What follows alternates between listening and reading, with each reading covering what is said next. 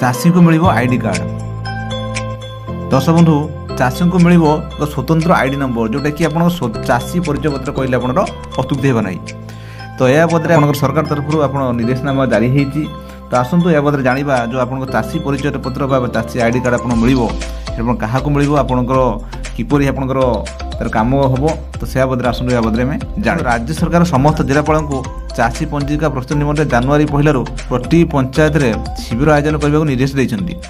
एथिरे प्रत्येक चाषी को 14 टिकिया नंबर विशिष्ट स्वतंत्र आईडी नंबर और कार्ड मिल आपणकर जे प्रति पंचायत आपणकर गोटे शिविर हम से गोटे चाषी परिचय पत्र आपको 14 टिकिया आपणकर कार्ड आप मिल। केंद्र और राज्य सरकार द्वारा कार्यकारी होउथिबा पीएम किसान, प्रधानमंत्री फसल बीमा, सीएम किसान, फसल ऋण और अन्य समस्त कृषि सब्सिडी को परामर्श सह प्रदान निमंत्रण यही डिजिटल डाटाबेस प्रस्तुत जनापड़े जोटा कि आपंकर सरकार तरफ आपंकर केंद्र और राज्य सरकार तरफ आप जी आसूची प्रधान पीएम किसान, सीएम किसान, आपंकर प्रधानमंत्री फसल बीमा योजना अन्य समस्त कृषि सब्सिडी को पारदर्शिता सह प्रदान निमंत्रण आपंकर ठीक ठाक आपंकर डाटाबेस आप गोटे प्रस्तुत करने निमंत्रण ये हूँ सरकार ये गोटे आईडी कार्ड रखुच्च पाखे आपंकर परिचय पत्र रख आपंकर।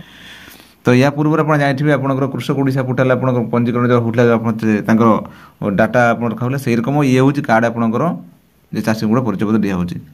राज्य कृषि निर्देशक समस्त जिलापाल को यही डाटाबेस प्रस्तुति निमंत्रण एसओपी जारी कर डाटाबेस प्रस्तुत माध्यम चाषी को यूनिक आईडी जारी करी सीधा सड़क उभय केंद्र और राज्य सरकार कृषि योजना लाभ देवाक लक्ष्य रखिंट।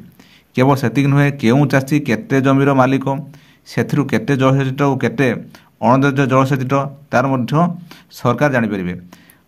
फार्मर रेजिस्ट्रेशन कार्य समस्त राज्य समस्त जिले में प्रथम पर्यायर जनवरी 1 रु मार्च 13 तारीख पर्यंत चलो। सब पंचायत एक स्वतंत्र शिविर आयोजन कर शिविर 2 जन लेखाएं ग्राम्य कृषि सेवक जड़े राजस्व निरीक्षक उपस्थित रहे। चाषी को शिविर पर्यंत आने स्थानीय कृषक साथी को दायित्व निश्चित कर प्रत्येक शिविर में तदारख दायित्व थिबा कृषि ओभरसियर और ब्लॉक कृषि अधिकारी अतिरिक्त तहसीलदार किंबा तहसीलदार मध्य जड़े रे।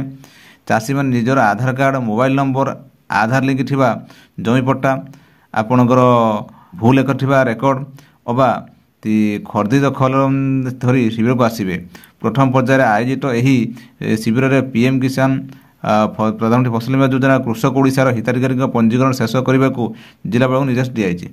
दस मिनट ये आपको कहीगली जे आपणकर आईडी कार्ड बाबद आप जो बनाजी से बाबद आपणकर कौ प्रति पंचायत आप शिविर मान हम शिविर होकर जे ब्लॉक आप स्टाफ आसवे पंजीकरण करेंगे से बुझेबे ताकि आप डॉक्यूमेंट आप धरी आप कहले कि आप आधार कार्ड आप जमी जमा रेकर्ड आपंकर मोबाइल नंबर या सब आसिकी आपंकर या बदले प्रति पंचायत कैंप होकर करेंगे ताकि आपंकर जो कहले डाटाबेस गोटे आप दस बंधु ये आप कहीगली आपंकर चाषी आईडी कार्ड आबद आपको संपूर्ण भाव कहीगली जो आगामी दिन में आपंकर ये चालू हम।